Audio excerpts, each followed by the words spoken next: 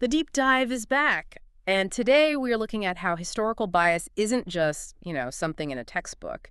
It has real, strange, and very punitive costs, even today. Exactly. And we're going to dive into the history of the Black Panther Party, really trying to separate the facts Yeah. from the persistent lies. So let's start with this story from 2008. It's about a history professor, Curtis Austin. Right. He's at a university in Mississippi, and he books a simple one-way flight to Iowa. He's just going to pick up a car, Okay, sounds normal enough. and he's traveling light, so he just has this small bag. And inside are a stack of his own books he researched and wrote about the Black Panther Party. He checks in, gets through security, no problem. But then, right before he's about to board, he hears his name over the intercom. And before he knows it, he is just surrounded. Yeah. TSA, airport police. What on earth for? Well, they'd apparently zeroed in on this strange trifecta. You have a black man with a one-way ticket, no big luggage, and all these books about the Black Panthers. They immediately called the FBI. The FBI for carrying his own books. And the interrogation. I mean, it was intense. It went on for hours. They eventually let him go, but that's not even the end of the story. It gets worse. Oh, yeah. A few weeks later, he's back at work, and his boss pulls him aside and says that university records now show he's a registered felon. A felon, but he's a history professor? And felons can't teach at the university. So this kicks off this just absurd 2-year ordeal. He's calling the FBI, the U.S. Attorney's Office, asking a really simple question. What did I do? Exactly. What crime did I commit? When? Where? And what did they say? That's the shocking part. They couldn't tell him. The crime, the date, the location, nothing.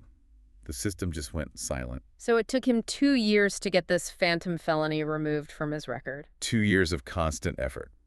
And his conclusion, the one that makes the most sense. What was it? The felony was applied simply because he wrote a book about the Black Panther Party. That's it. Wow, that tells you right away how charged this history still is, how it's still, weaponized. Absolutely. So our mission today is to unpack the facts, the founding, the real purpose, the community work, and the extreme government reaction to the BPP. Just the facts from the sources. We need to see the organization as it was, not how it was painted. Okay, so where do we start? Their foundations. Let's start there. 1966, Oakland, California. The initial mission was very specific. It was reactive. Meaning? Meaning they organized armed patrols to prevent police brutality and the murder of black people in their own neighborhoods. That was the spark. So it starts with that critical defense element, but they didn't just stay focused on policing issues, did they? No, they pivoted pretty quickly to broader community problems. They saw police violence as a symptom of a much bigger disease, So they built out their platform. Right. They started demanding things like better housing, decent health care, full employment, and crucially, fairness in the courts. What did that mean, fairness in the courts? Specifically demanding that black people be tried by juries of their peers. At the time, they were almost always tried by all-white juries. Okay, and this is where we have to hit that first huge, persistent lie. The story we've all been told for decades. The one about the BPP being this radical group of black men just focused on violence against white people. Yeah, that story. It just completely falls apart when you look at who is actually in the organization. It's a documented fact that the majority of Black Panther Party members were women. The majority. Not just a few, but most of them. Most of them. And it gets even more pointed. Within just a few years of its founding, by the early 70s, the majority of the party's leadership were also women. So that whole image of an aggressive, male-dominated group just evaporates when you look at the actual data. It's a crucial piece of the puzzle. Yeah. And it helps us tackle the second major lie, that the BPP was racist and anti-white. And their community programs are, I think, the best evidence against that. This is where it gets really interesting. It really is. Let's start with the most famous one, the free breakfast programs. The idea was so simple. Simple and pragmatic. Kids were showing up to school hungry. And if you're hungry, you can't learn. So the Panthers decided to feed them. But how did they get the food? I mean, to feed thousands of kids across the country. They went directly to local grocery store owners. Yeah. In a lot of these neighborhoods, the owners were white.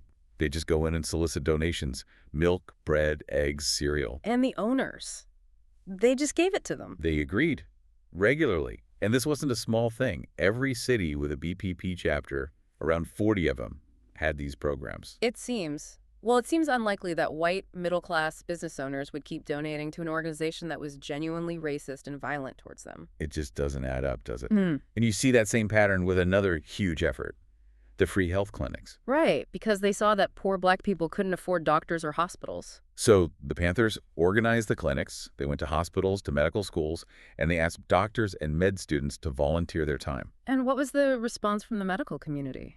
It was overwhelmingly positive. The BPP ran the logistics, they organized everything, but the source material is clear. The clinics were often peopled by white people. So let me get this straight. Their signature programs, the things that define their outreach, were supported and staffed by, as the source says, fairly wealthy and often middle-class white people. Exactly. So how could the organization be fundamentally anti-white? The actions just don't match the accusation. And that success, that commitment to integrated practical problem solving, that brings us to the moment the BPP became truly dangerous to the establishment. This is the story of Fred Hampton, the leader of the Chicago chapter. An unbelievable talent. He was incredibly charismatic, right? A prodigy, so eloquent, so persuasive. He could convince people not just that there was injustice, but that they had to act on it. And he didn't just stay within the black community. This is the key part. Not at all. He built these powerful coalitions with Latino groups, Asian groups, Native Americans, and, this is significant, large groups of poor whites who had moved up from Appalachia in the South. The Rainbow Coalition. That's it. And they set up the same community programs, free breakfasts, health clinics, but for all of these diverse communities together. This wasn't separatism. This was radical, multiracial unity. Focused on shared economic and social problems. And according to the research, this is the turning point. This is when the government's opposition became extreme. So it wasn't their supposed racism that was the threat? No, it was their political effectiveness. The fact that Hampton was successfully building this powerful, functional interracial organization that was cited as the direct source of the danger. And when vilifying them in the press and arresting them didn't work, the state escalated. From vilification to, in this case, outright assassination. And that is exactly what happened to Fred Hampton. December 4th, 1969. The Chicago Police Department, working with the Illinois State Attorney's Office, raided Hampton's apartment. It was 4:30 in the morning. Everyone was asleep. They just burst in, spraying the place with bullets. Mark Clark was guarding the door. He was shot through the heart, died instantly. And Hampton? They went to his bedroom. He was there with his girlfriend, who was 8.5 months pregnant. He'd been drugged by an informant earlier that night, so he was fast asleep. Oh, my God. The official account is just sickening. They grabbed him by the hair, and they shot him twice in the back of the head. Point-blank range. It's hard to even process that, the level of calculated violence from the state. And the courts later confirmed it. The families of Hampton and Clark sued the city of Chicago and the state attorney's office. A jury found them guilty of conspiracy and wrongful death. And they had to pay a settlement, right? Almost $2 million to the families. Yeah. So that's a legal admission of guilt. But the violence was only one part of the strategy. The other half was the disinformation. Yeah. The lies. Yes, a massive systematic disinformation campaign. And this is where we find probably the single most shocking statistic in all of this research. Okay. The source material reveals that a staggering 73% of all newspaper articles written about the Black Panther Party during that time were actually written by the FBI.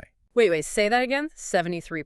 73%, either written directly by FBI agents or by people the FBI specifically recruited to write them. So the villain narrative, it wasn't just a perception. It was manufactured. It was a government project. It was a government project. And that explains everything. It explains why the lies persist, why they still have so much power decades later, why writing a book about them can get you flagged as a felon. And you see it flare up even in pop culture. I'm thinking of Beyoncé in 2016. The Super Bowl. Right, the halftime show. She and her dancers paid homage to the BPP for its 50th anniversary. They wore the black leather, the berets. The reaction was immediate. And toxic. A flood of hate mail, accusations that she was racist, anti-white. Police organizations across the country threatened to boycott her concerts, to not provide security. All for a costume choice that referenced history. The threat wasn't the fashion. It was acknowledging the real political intent of the organization. That's the core of it. The BPP's real danger wasn't racism. It was its powerful, effective commitment to anti-racist, integrated community problem solving. And the state met that unity with violence and lies. So to just quickly summarize the facts here, the Black Panther Party was defined by its community programs and its success in building interracial coalitions. And the official response to that effectiveness was extreme violence and a massive government-run disinformation campaign to cover it all up. It really encourages you, the listener, to question what you've been told about this period of history. Absolutely. The source material ends with this powerful reminder that the big problems we face as a country, they can't be solved unless, and I'm quoting here, all of us come together as a people. So if the greatest historical threat posed by the Black Panther Party was its success in achieving genuine, functional, multiracial unity, we have to ask ourselves, what current coalitions or movements are similarly being vilified today, and who exactly is writing their history? Think about that as you process this deep dive.